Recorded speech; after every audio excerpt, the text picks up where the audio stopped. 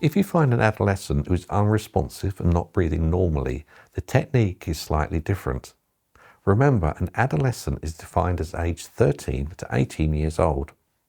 When we find an unresponsive adolescent, we call 999 immediately and ask for an ambulance.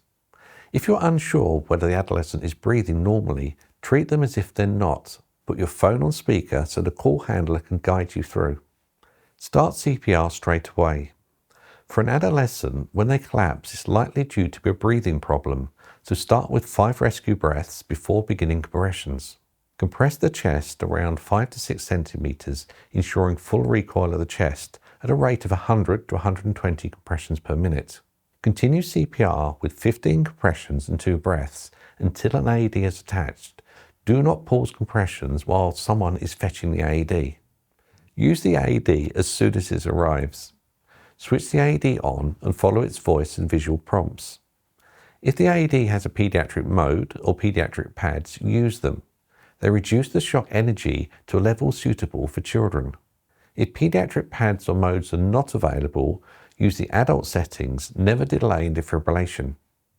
Apply the pads correctly. Make sure the adolescent's chest is bare and dry. Place one pad on the top right-hand side of their chest and the other pad under their left armpit. This is the same placement for adults. When the AED says stand clear, make sure no one is touching. If a shock is advised, ensure everyone stays clear while it's delivered. As soon as a shock is given, or if no shock is advised, restart chest compressions straight away.